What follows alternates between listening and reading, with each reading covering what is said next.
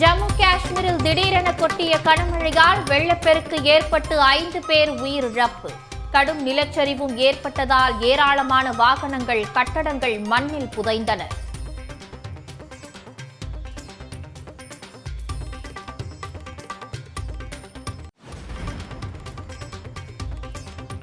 காஷ்மீரில் கொட்டி தீர்த்த அதி கனமழையினால் செனாப் ஆற்றில் வெள்ளப்பெருக்கு. किया जाता है कि दरियाए चनाब का पानी बढ़ रहा है. நிலச்சரிவால் ஜம்மு ஸ்ரீநகர் தேசிய நெடுஞ்சாலை மூடல்.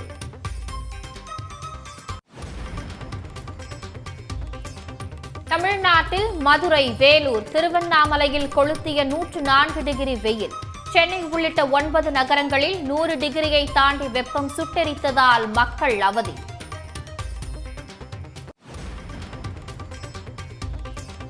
கோவில்பட்டி மற்றும் சுற்றுவட்டார பகுதியில் 2வது நாளாக இடியுடன் பெய்த கனமழை. ராமநாதபுரம் மாவட்டம் கமுதையில் பலத்த காற்றுடன் பலத்த மழை பெய்ததால் மக்கள் மகிழ்ச்சி.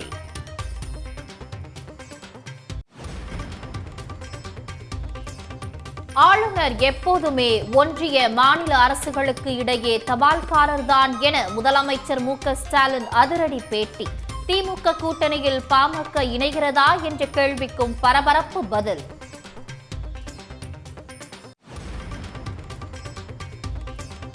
உச்சநீதிமன்ற தீர்ப்பை அவமதிக்கும் வகையில் பல்கலைக்கழக துணைவேந்தர் மாநாட்டை ஆளுநர் கூட்டுவதாக குற்றச்சாட்டு. ஆளுநர் ஆர்.என். ரவியின் அழைப்பை துணைவேந்தர்கள் நிராகரிக்க வேண்டுமென மார்க்சிஸ்ட், இந்திய கம்யூனிஸ்ட் கட்சிகள் வலியுறுத்தல். துரை வைகோ, மல்லை சத்யா இடையே சமரசம் ஏற்பட்டதாக வைகோ அறிவிப்பு. மதிமுக முதன்மை செயலாளர் பதவியை ராஜினாமா செய்யும் முடிவை வாபஸ் பெற்றார் துரை வைகோ. இருவரும் ஒருவரை ஒருவர் கட்டி தழுவிக்கொண்டு கரம் குலுக்கி நாங்கள் இணைந்து பணியாற்றுவோம் என்ற சமிக்கையை அதன் மூலமாக வந்திருக்கிற நிர்வாக குழு உறுப்பினர்களுக்கு தெரிவித்து, பலத்த கர ஒலிக்கு மத்தியில் எனது வலது பக்கத்தில் துரை வைகோவும் இடது பக்கத்தில் மல்லை சத்யாவும் நின்று புகைப்படமும் எடுத்துக்கொண்டார்கள். தமிழ்நாட்டில் மதவாத சக்திகளால் காலூன்ற முடியாது என மார்க்சிஸ்ட் பொதுச் செயலாளர் பேபி திட்டவட்டம். மதச்சார்பற்ற கட்சிகள் ஒன்றிணைந்த திமுக கூட்டணி இந்தியாவுக்கே முன்மாதிரியாக திகழ்கிறது என பெருமிதம்.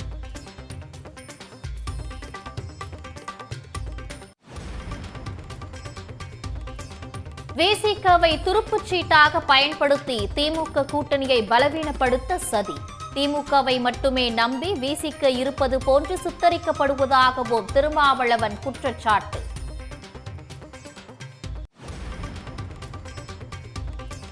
சமூக வலைதளங்களில் நாகரிகமாகவும் கட்டுப்பாட்டுடனும் கருத்து தெரிவிக்க வேண்டும். பாஜக நிர்வாகிகளுக்கு மாநில தலைவர் நயினார் நாகேந்திரன் அறிவுறுத்தல்.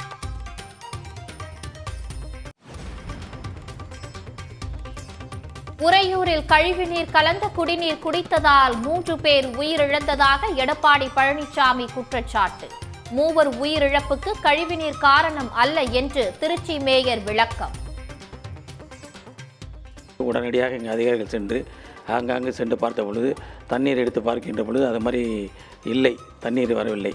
இருந்தாலும் நாம் தீர ஆய வேண்டும் என்று இப்பொழுது லாரியிலே தண்ணீர் கொடுக்கப்பட்டிருக்கின்றது. ஆகவே அதிமுக பொதுச் செயலாளர் சொல்கின்ற தகவல் என்பது தவறான தகவல். அவர்கள் இயக்கத்தினர் சொல்கின்றதை வைத்துக்கொண்டு சொல்கின்றார். கோவை, திருப்பூர் மாவட்ட விசைத்தறி உரிமையாளர்களின் வேலை நிறுத்தம் வாபஸ். கூலி உயர்வு தொடர்பாக நடந்த பேச்சுவார்த்தையில் உடன்பாடு.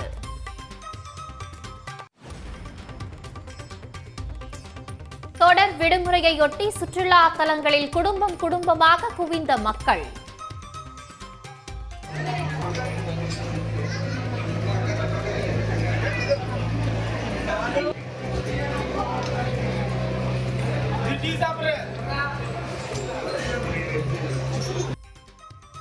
கொடிவேரி அணையில் 15,000 சுற்றுலா பயணிகள் ஆனந்த குளியலிட்டு மகிழ்ச்சி.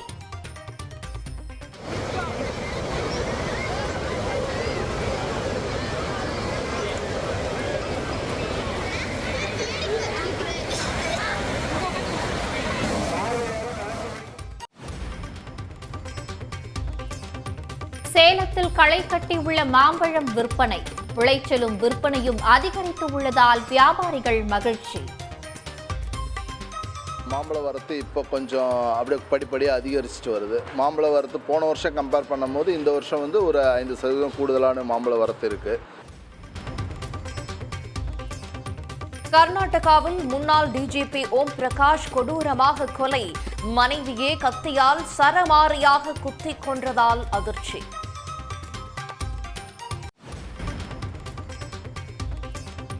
நாட்டில் மத ரீதியிலான மோதல்கள் உருவாக உச்சநீதிமன்ற தலைமை நீதிபதியே காரணம் என்பதா? பாஜக எம்பி நிஷிகாந்த் தூபே சர்ச்சை பேச்சுக்கு காங்கிரஸ், திரிணாமுல் உள்ளிட்ட பல்வேறு கட்சிகள் கடும் கண்டனம்.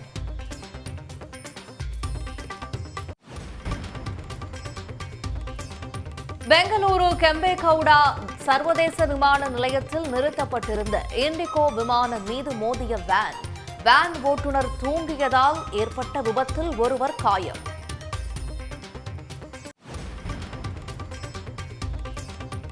ஆந்திராவில் கியா மோட்டார்ஸ் கார் ஆலையில் 900 என்ஜின்கள் திருடிய 9 பேர் கைது. திருடப்பட்ட என்ஜின்கள் சென்னை முதல் டெல்லி வரை பல நகரங்களில் விற்றது அம்பலம்.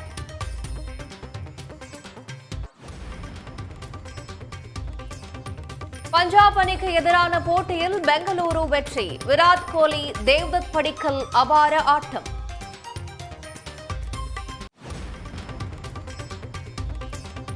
வரும் 25ஆம் தேதி சேப்பாக்கத்தில் நடைபெறவுள்ள CSK சன்ரைசர்ஸ் ஐதராபாத் போட்டிக்கு நாளை டிக்கெட் விற்பனை. காலை 10:15 மணிக்கு ஆன்லைனில் விற்பனை தொடங்கும் என அறிவிப்பு. ஜம்மு காஷ்மீரில் கொட்டி தீர்த்த கனமழையினால் ஏற்பட்ட நிலச்சரிவில் சிக்கி இதுவரை 5 பேர் உயிரிழந்துள்ளனர். இடிபாடுகளில் சிக்கியவர்களை மீட்கும் பணியில் தேசிய பேரிடர் மீட்புப் படையினர் தீவிரமாக ஈடுபட்டு வருகின்றனர். ஜம்மு காஷ்மீரில் நேற்று இரவு ஏற்பட்ட மேக வெடிப்பின் காரணமாக அதிகனமழை கொட்டி தீர்த்தது. இதைத் தொடர்ந்து பல பகுதிகளில் மழை வெள்ளம் மற்றும் நிலச்சரிவு ஏற்பட்டுள்ளதால் இதுவரை சுமார் 250க்கும் மேற்பட்ட குடியிருப்புகள் மற்றும் கட்டடங்கள் கடுமையாக சேதமடைந்துள்ளதாக கூறப்படுகிறது.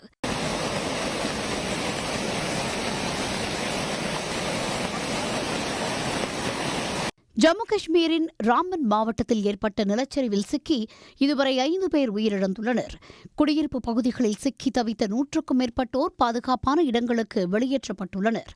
மேலும் இடிபாடுகளுக்குள் வேறு யாரேனும் சிக்கியுள்ளார்களா என தேடும் பணி தீவிரமாக நடைபெற்று வருகின்றது.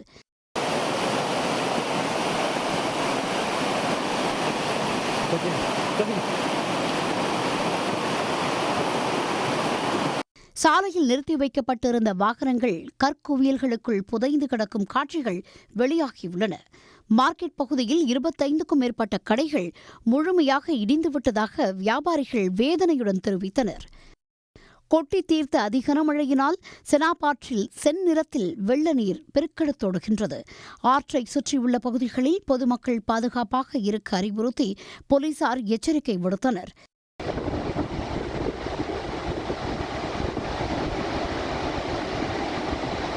किया जाता है कि दरियाए चिनाब का पानी बढ़ रहा है. மழை வெள்ளம் மற்றும் நிலச்சரிவால் காஷ்மீர் தேசிய நெடுஞ்சாலையில் போக்குவரத்து பாதிக்கப்பட்டுள்ளதால் மீட்புப் பணிகளில் சவால் ஏற்பட்டுள்ளது. மேலும் தீவிரமான சேதங்கள் உள்ள பகுதிகளில் தேசிய பேரிடர் மீட்புப் படையினரும் மீட்புப் பணிகளில் ஈடுபட்டு வருகின்றனர். ஆளுநர் என்பவர் மாநில அரசுக்கும் ஒன்றிய அரசுக்கும் இடையிலான தபால்காரர் என்ற திமுகவின் கருத்தை உச்சநீதிமன்றம் ஏற்றுக்கொண்டுள்ளதாக முதலமைச்சர் மு.க.ஸ்டாலின் தெரிவித்துள்ளார். ஆங்கில நாளிதழுக்கு பேட்டியளித்த முதலமைச்சர் ஆளுநர் பதவி ஒரு கௌரவ பதவி என கூறியுள்ளார். தமிழ் மொழி மற்றும் தமிழ்நாட்டுக்கு எதிராக செயல்பட்டு வரும் ஆளுநர் RN ரவி தன்னை ஒரு பாஜகக்காரராக காட்டிக் கொள்வதாகவும் குற்றம் சாட்டியுள்ளார். பாஜகவின் மக்கள் விரோத போக்கை கடைபிடிக்கும் ஆளுநர் மறைமுகமாக திமுகவுக்கு உதவி செய்து வருவதாகவும் தெரிவித்துள்ளார். தொகுதி மறுவரையறை தொடர்பாக பேசிய முதலமைச்சர் மு.க.ஸ்டாலின் மக்கள் தொகை அடிப்படையில் தொகுதி மறுவரையறை செய்வதை மட்டுமே எதிர்ப்பதாகவும் விளக்கமளித்தார். இது தொடர்பாக தமிழ்நாடு எம்பிக்கள் பிரதமரை சந்திக்க நேரம் கேட்டுள்ளதாகவும் விரைவில் நல்ல பதில் வரும் என முதலமைச்சர் நம்பிக்கை தெரிவித்துள்ளார். ஹிந்தி திணிப்பு குறித்த கேள்விக்கு பதிலளித்த முதலமைச்சர் மு.க.ஸ்டாலின் தமிழ்நாட்டின் வளர்ச்சிக்கும் கலாச்சார மற்றும் மொழி பாதுகாப்புக்கும் அண்ணா கொண்டு வந்த இருமொழிக் கொள்கை அடித்தளமாக அமைந்ததாக தெரிவித்தார். தமிழ்நாட்டின் வளர்ச்சியை கெடுக்கும் வகையில் பாஜக அரசின் மும்மொழிக் கொள்கை அமைந்திருப்பதால் அதனை கடுமையாக எதிர்ப்பதாக கூறினார். திமுக கூட்டணியால் தேர்தலில் ஏற்கனவே 2 முறை வீழ்த்தப்பட்ட அதிமுக பாஜக கூட்டணியை மக்கள் மீண்டும் தோற்கடிப்பார்கள் என தெரிவித்த முதலமைச்சர் மு.க.ஸ்டாலின், மக்களவைத் தேர்தலில் அதிமுக மற்றும் பாஜக தனித்தனியே களம் கண்டாலும் இரு கட்சிகளும் மறைமுக கூட்டணியில் இருப்பதாக தான் சொன்னதை சமீபத்திய நிகழ்வுகள் உறுதிப்படுத்தியிருப்பதாக கூறியுள்ளார். திமுகவின் கூட்டணி கட்சிகளே அரசை சில சமயங்களில் விமர்சிப்பது தொடர்பான கேள்விக்கு கூட்டணி கட்சிகளின் ஆக்கப்பூர்வமான விமர்சனங்களுக்கு தான் எப்போதும் மதிப்பளிப்பதாக தெரிவித்தார். திமுக கூட்டணியில் பாமக இணைவது தொடர்பான தகவல் வெறும் கிசுகிசு என்பதால் அதனை புறந்தள்ளிவிட வேண்டுமென்று ஸ்டாலின் கூறியுள்ளார். திமுக கூட்டணி வலிமையாக உள்ளது என்றும் கூட்டணி கட்சிகள் உறுதியுடன் உள்ளன என்றும் முதலமைச்சர் மு.க.ஸ்டாலின் தெரிவித்துள்ளார். சென்னையில் நடைபெற்ற மதிமுக நிர்வாகிகள் கூட்டத்தில் துரை வைகோ, மல்லை சத்யா இடையே சமரசம் ஏற்பட்டதை தொடர்ந்து கட்சியின் முதன்மை செயலாளர் பொறுப்பை ராஜினாமா செய்ததை திரும்பப் பெறுவதாக துரை வைகோ தெரிவித்துள்ளார். மதிமுக முதன்மை செயலாளர் பதவியிலிருந்து நேற்று துரை வைகோ திடீரென விலகினார். கட்சியை சிதைக்கும் வகையில் ஒருவர் செயல்படுவதாக துணை பொதுச் செயலாளர் மல்லை சத்யாவை மறைமுகமாக தனது அறிக்கையில் குற்றம் சாட்டியிருந்தார். இந்த நிலையில் சென்னை எழும்பூரில் உள்ள மதிமுக தலைமையகத்தில் அக்கட்சியின் நிர்வாக குழு கூட்டம் நடைபெற்றது. இதில் கட்சியின் முதன்மை செயலாளர் பொறுப்பில் துரை வைகோ தொடர வேண்டும் என நிர்வாகிகளும் மாவட்ட செயலாளர்களும் வலியுறுத்தினார்கள். தொடர்ந்து துணை பொதுச் செயலாளர் மல்லை சத்யா, துரை வைகோ இடையே கட்சியின் பொதுச் செயலாளர் வைகோ மற்றும் முக்கிய நிர்வாகிகள் சமரச பேச்சுவார்த்தையில் ஈடுபட்டார்கள். இதையடுத்து செய்தியாளர்களிடம் பேசிய வைகோ, கருத்து வேறுபாடுகள் களைய இருவரும் மனம் விட்டு பேசிய பின் கட்சி வளர்ச்சி பணியில் ஒன்றிணைந்து செயல்பட உறுதியளித்ததாக தெரிவித்தார். 2 கைகளையும் இணைத்து வைப்பவன் வைகோ.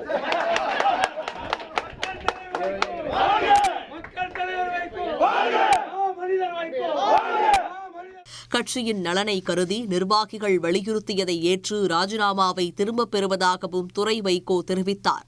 இதேபோல கட்சி பணியில் பொதுச் செயலாளர் மற்றும் முதன்மை செயலாளருக்கு எப்போதும் உறுதுணையாக இருப்பேன் என நிர்வாகிகள் முன்னிலையில் மல்லை சத்யாவும் உறுதியளித்தார்.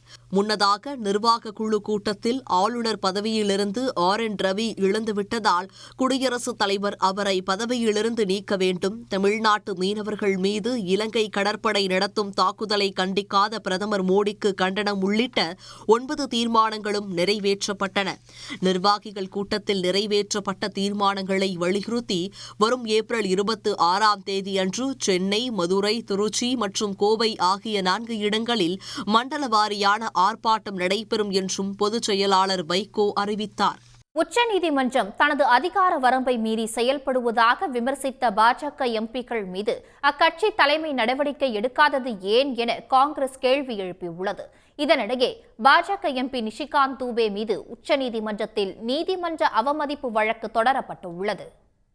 தமிழக சட்டப்பேரவையில் நிறைவேற்றப்பட்ட மசோதாக்களுக்கு ஒப்புதல் அளிக்காமல் ஆளுநர் ரவி அதனை கிடப்பில் போட்டிருந்தார். இது தொடர்பாக உச்சநீதிமன்றம் கேள்வி எழுப்பியதை அடுத்து குடியரசுத் தலைவரின் ஒப்புதலுக்காக மசோதாக்களை ஆளுநர் அனுப்பி வைத்தார்.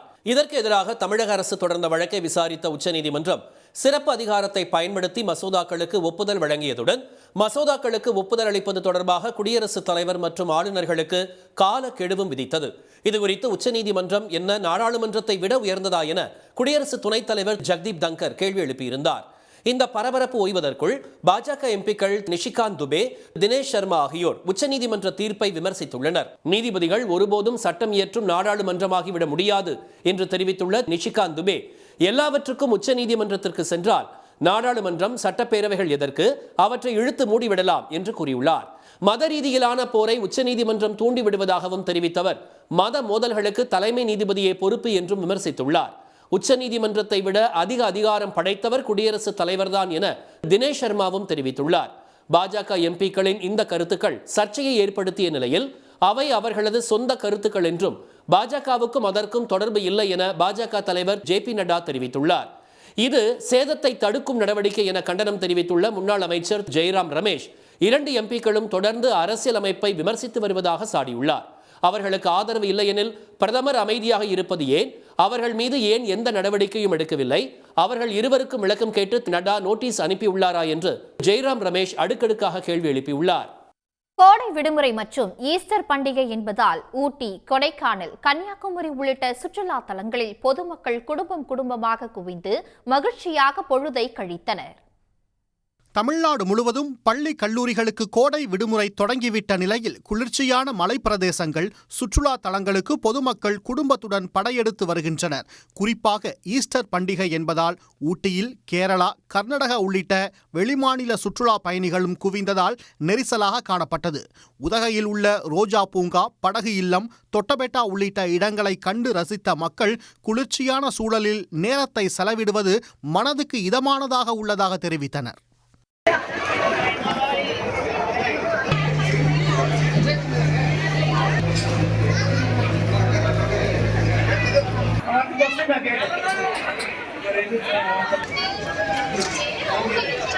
எங்கள் ஊர் சைட்லாம் ரொம்ப வெயிலாக இருந்ததுனால இங்கே வந்தோம். நினச்சதை விட இங்கே ரொம்ப சூப்பராக இருக்குது. கிளைமேட் நல்லா இருக்குது, நிறைய க்ரௌடு இருக்குது. நம்மளோட ஸ்டேட்லேருந்து நிறைய பேர் வந்திருக்காங்க. நல்லா இருக்குது, பார்க்குறதுக்கு ரொம்ப நல்லா இருக்குது, செம்ம கூலிங்காக இருக்குது. முதுமலை புலிகள் காப்பகத்தில் வனத்துறை சார்பாக இயக்கப்படும் வாகன சவாரியில் ஆர்வத்துடன் பயணித்த சுற்றுலா பயணிகள் யானை, மான், குரங்கு உள்ளிட்ட வனவிலங்குகளை கண்டு ரசித்தனர். நிறைய எலிஃபென்ட்ஸ் பார்த்தோம் அந்த வே டு மாசனகுடி. பட் இது ஒரு டிஃப்ரெண்ட் எக்ஸ்பீரியன்ஸு. இது ஒரே இடத்துல நிறைய எலிஃபென்ட்ஸ் இருக்கு அண்ட் ஃபீடிங் பண்ணுறாங்க. ஸோ அது என்னோட சன் பார்க்கலாம், ஒரு டிஃப்ரெண்ட் எக்ஸ்பீரியன்ஸ் இருக்கும். அப்புறம் இந்த எலிஃபென்ட் விஸ்பரர்ஸ்ல இந்த பொம்மி ரகு பற்றி கேள்விப்பட்டிருக்கோம். ஸோ சரி, அந்த 2 யானையும் பார்க்கலாம் அப்படின்ட்டு வந்தோம். So overall it's a nice experience.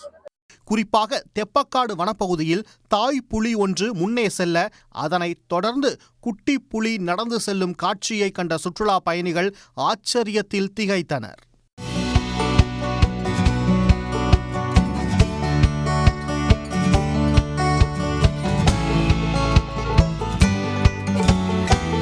Erode மாவட்டம் கொடிவேரி அணையில் ஆயிரக்கணக்கானோர் குடும்பத்துடன் வந்து அணையில் ஆனந்த குளியல் போட்டு மகிழ்ந்தனர்.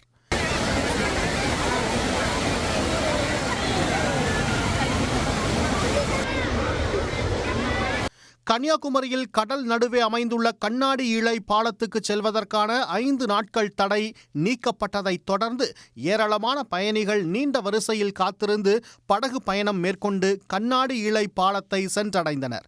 கண்ணாடி இழை பாலத்தின் மீது நின்று செல்ஃபி எடுத்தும் மகிழ்ந்தனர்.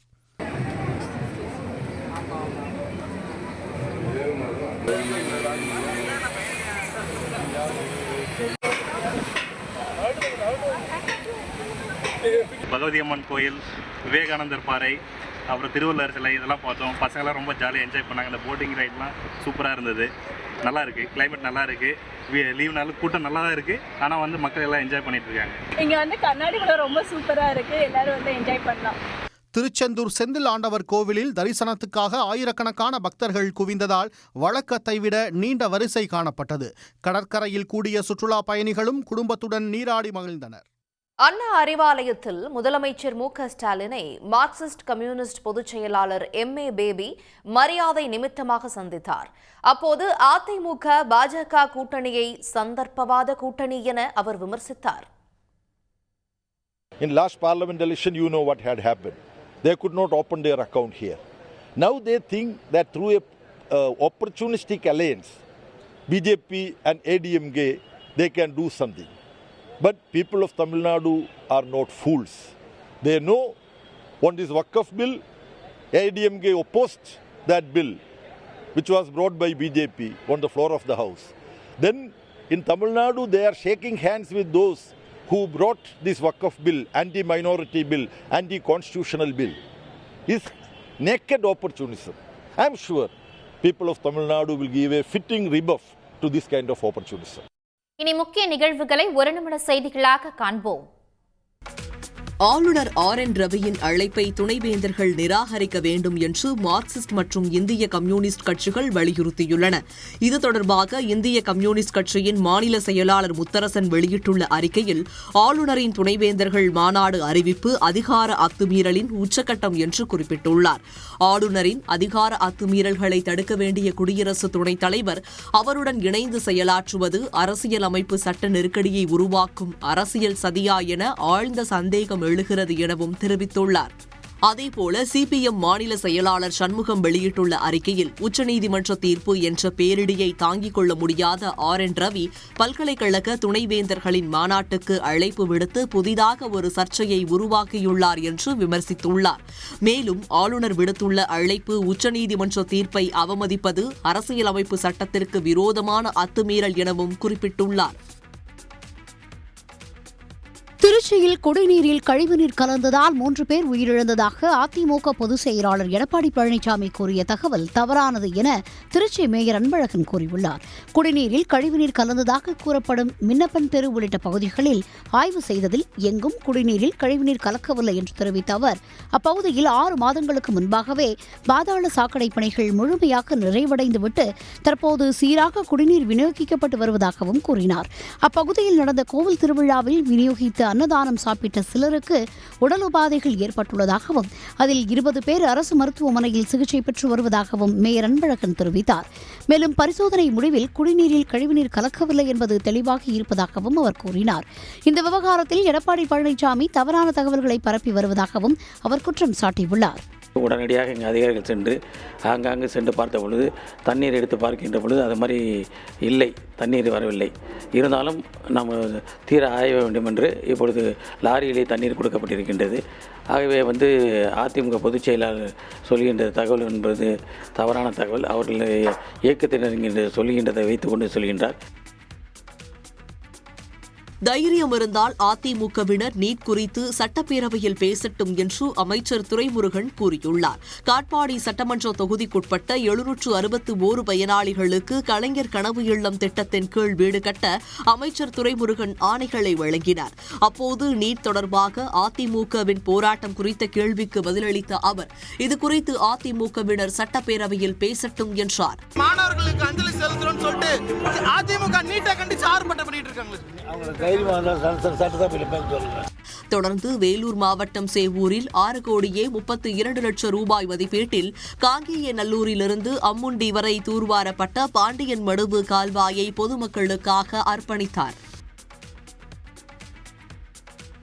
சன் நியூஸ் செய்தி எதிரொலியாக சுமார் 500 ஆண்டுகள் பழமையான கொடைக்கானல் மலை கிராமத்திற்கு சாலை வசதியை அமைப்பது குறித்து மாவட்ட ஆட்சியர் நேரில் ஆய்வு செய்தார். கொடைக்கானலில் கடைக்கோடி கிராமமான வெள்ளக்கவி என்ற கிராமத்திற்கு சாலை வசதி இல்லாததால் அடிப்படை தேவைகளுக்கு கூட குதிரைகளை பயன்படுத்தி வருகின்றனர். ரேஷன் பொருட்களை வாங்க வெள்ளக்கவி கிராமத்தில் இருந்து 7 கிலோமீட்டர் தூரம் நடந்தே வட்டக்கானல் வந்து செல்ல வேண்டும். இந்த நிலையில் கிராம மக்களின் கோரிக்கையை ஏற்று வீட்டிற்கே சென்று ரேஷன் பொருட்கள் வழங்கப்பட்டன. அப்போது சாலை வசதி குறித்த மக்களின் கோரிக்கையும் செய்தியாக ஒளிபரப்பப்பட்டது. இதன் எதிரொலியாக சாலை அமைப்பது தொடர்பாக அந்த கிராமத்தில் மாவட்ட ஆட்சியர் சரவணன் நேரில் ஆய்வு மேற்கொண்டார். மலைப்பகுதியை கருத்தில் கொண்டு எந்த அளவுக்கு சாலை வசதி போட்டு தர முடியுங்கிறது, இந்த இரும்பு பிரிட்ஜை பொறுத்த வரைக்கும் நம்ம அங்கே ஃபீல்டில் போயிட்டு எக்ஸ்போர்ட் ஒப்பீனியன் வாங்கிட்டு அதில் என்ன ஃபீசிபிலிட்டி இருக்கோ அதுக்கேற்ற மாதிரி அரசினுடைய அனுமதி பெற்று அந்த பணிகள் துவங்குறதுக்கான நடவடிக்கை. ஆட்சியர் ஆய்விற்கு வந்தது குறித்து கிராம மக்கள் மகிழ்ச்சி தெரிவித்தனர். சன் நியூஸ் தொலைக்காட்சிக்கும் அவர்கள் நன்றி தெரிவித்துக் கொண்டனர்.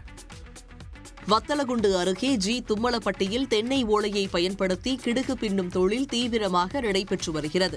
முந்தைய காலங்களில் திருமணம், திருவிழா, வெயில் காலங்களில் நிழல் தருவதற்கு கிடுகு மிகவும் முக்கியத்துவம் வாய்ந்ததாக இருந்தது. ஆனால் தற்போது தகர சீட்டு கொட்டகை, பந்தல் என நவீனம் நுழைந்ததும் கிடுகு பின்னும் தொழில் சிறிது தொய்வடைந்து காணப்பட்டது என கூறினர். இதனால் தொழிலாளர்கள் இந்த தொழிலை விட்டு சென்றதாகவும் ஒரு சிலர் மட்டுமே இதனை செய்து வருவதாகவும் தெரிவித்தார்கள். வெயில் காலம் வந்துருச்சு, நம்ம என்ன கிடு பண்ணி ரெடியாக வச்சுட்டு தான் இருக்கோம். முன்னாடிலாம் பார்த்தீங்கன்னா கிடு இதெல்லாம் பண்ணுறதுனால வீடுகளில் எல்லாம் பந்தல்லாம் ரொம்ப குளிர்ச்சியாக இருக்கும். இப்போ தகர பந்தல்லாம் போட ஆரம்பிச்சிட்டாங்க. தகர பந்தல் போடுறதுனால பார்த்தீங்கன்னா வெயில் காலத்துலாம் வெப்பம் அதிகமாச்சுன்னா உடம்பு வெப்பநிலை அதிகமாயிரும், உடம்புல வெப்பநிலை அதிகமாயிரும். இன்னமும் நாங்கள் பழமை மராமல் கிடு வியாபாரம் பண்ணிக்கிட்டு தான் இருக்கோம். கடும் வெயிலில் இளைப்பாறுவோருக்கு தங்கள் கைகளால் பின்னப்பட்ட கிடுகு நிழலை கொடுப்பதால் தங்களுக்கு மகிழ்ச்சியும் மனநிறைவும் உள்ளதாக கூறினர். புதுச்சேரியில் பாஜக மாநில தலைவர் தேர்வில் தொடர் இழுபறி நீடித்து வரும் நிலையில் சட்டசபை தேர்தலுக்கான பொறுப்பாளர்களை அகில இந்திய தலைமை அறிவித்துள்ளது. இது சலசலப்பை ஏற்படுத்தியுள்ளது. தேர்தல் பொறுப்பாளராக ஒன்றிய அமைச்சர் மன்சுக் மாண்டவியா, இணை பொறுப்பாளர்களாக ஒன்றிய அமைச்சர் அர்ஜுன் ராம் மேக்வால் நியமிக்கப்பட்டுள்ளனர். இவர்கள் விரைவில் புதுச்சேரிக்கு வந்து தேர்தல் பணிகளை தொடங்க உள்ளனர். இதனிடையே புதிய மாநில தலைவர் அறிவிப்பிற்கு காத்திருந்த பாஜக தொண்டர்களுக்கு தேர்தல் பொறுப்பாளர்கள் அறிவிப்பு குழப்பத்தை ஏற்படுத்தியுள்ளது. மாநில தலைவரை முன்னிறுத்தியே சட்டமன்ற தேர்தலை சந்திக்க வேண்டும் என்ற நிலையில் அதற்கு முன்பாக தேர்தல் பொறுப்பாளர்கள் நியமனம் எதற்கு என பாஜக தொண்டர்கள் அதிருப்தியில் உள்ளனர்.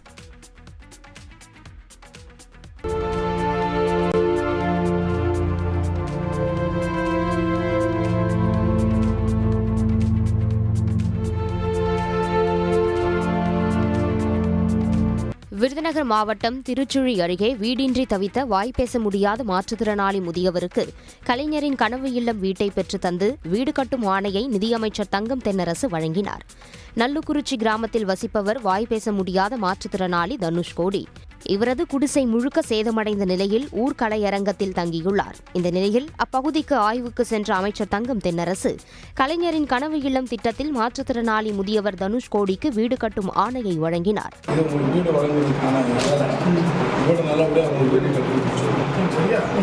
கையிலே ஆகாசம் கொண்டு வந்த ஓம் பாசம் காலமே போனாலும் வாழ்ந்திடுராசா. மேலும் வீடு கட்டி முடிக்கும் வரை அதிகாரிகளும் திமுகவினரும் உடனிருந்து உதவிடவும் நிதியமைச்சர் தங்கம் தென்னரசு உத்தரவிட்டார்.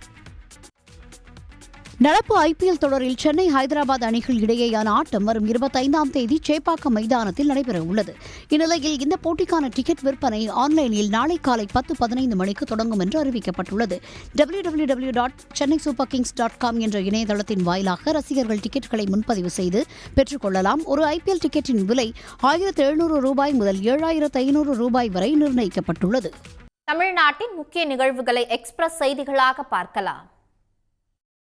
பாஜக யாருடன் கூட்டு சேர்ந்து மிரட்டினாலும் திமுக ஒருபோதும் அஞ்சப்போவதில்லை என திமுக மாநிலங்களவை உறுப்பினர் திருச்சி சிவா சூளுரைத்தார். பெரம்பலூரில் நடந்த நிகழ்வில் பேசிய திருச்சி சிவா, பாஜகவுடன் கூட்டணி வைத்து இஸ்லாமியர்களுக்கு மீண்டும் அதிமுக துரோகம் இழைத்ததாக தெரிவித்தார். மேலும் திராவிட தலைவர்கள் முதல்வராக இருந்த போதெல்லாம் மாநில உரிமையையும் கொள்கையையும் விட்டுத்தராது எதிர்த்து வருவதாக அவர் குறிப்பிட்டார். எல்லா தவறுகளுக்கும் துணை நின்று கூட இருக்க வேண்டும் என்ற அவசியம் இல்லை. ஆனால் அதிமுக பாரதிய ஜனதாவோடு கூட்டணி சேர்ந்து முத்தலாக்குக்கு எதிராக அந்த நேரத்தில் அவர்களுக்கு ஆதரவாக வாக்களித்தார்கள். நாங்கள் எதிர்த்து பேசினோம். ஆனால் அவர்கள் செய்கிற பாதகங்களுக்கெல்லாம் துணை போகிற கட்சியாக அதிமுக இருந்தது, இப்போதும் இருக்க போகிறது. சேலம் மாநகரில் கோட்டை அழகிரிநாதர் கோவில் குடமுழுக்கு விழா விமர்சையாக நடைபெற்றது. இதில் திரளான பக்தர்கள் பங்கேற்று சாமி தரிசனம் செய்தனர். 700 ஆண்டுகள் பழமை வாய்ந்த இந்த கோவிலில் கடந்த ஓராண்டாக நடைபெற்று வந்த புனரமைப்பு பணிகள் நிறைவடைந்தன. இந்நிலையில் இன்று காலை குடமுழுக்கு விழா விமர்சையாக நடைபெற்றது.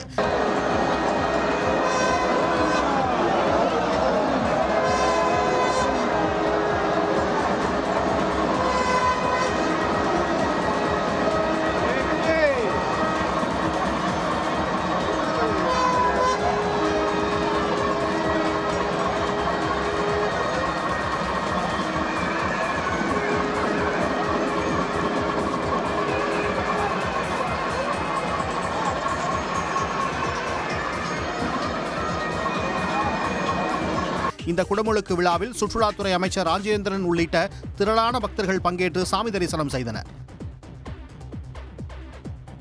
சென்னை கொருக்குப்பேட்டையில் பெண்கள் மற்றும் சிறுமிகளின் புகைப்படங்களை ஆபாசமாக சித்தரித்து வைத்திருந்த இளைஞரை பொதுமக்கள் தர்ம அடி கொடுத்து போலீசாரிடம் ஒப்படைத்தார்கள். கொருக்குப்பேட்டை பகுதியைச் சேர்ந்தவர் அனில். இவர் அடுக்குமாடி குடியிருப்புகளில் சமோசா உள்ளிட்ட தீனி வகைகளை விற்பனை செய்து வருகிறார். இந்நிலையில் கொருக்குப்பேட்டையில் உள்ள சிறுமி ஒருவரின் புகைப்படத்தை அனில் செல்போனில் ஆபாசமாக சித்தரித்து வைத்திருப்பதாக புகார் எழுந்தது. தர்ம அடி கொடுத்து அனில் செல்போனை சோதனையிட்ட போது அதில் 50க்கும் மேற்பட்ட பெண்கள் படங்களை ஆபாசமாக சித்தரித்து வைத்திருந்தது தெரியவந்தது. இதுகுறித்த புகாரில் ஆர்கே நகர் போலீசார் அவரிடம் விசாரணை நடத்தி வருகிறார்கள். உடனுக்குடன் செய்திகளை தெரிந்து கொள்ள சன் நியூஸ் பெல் ஐகானை கிளிக் பண்ணுங்க.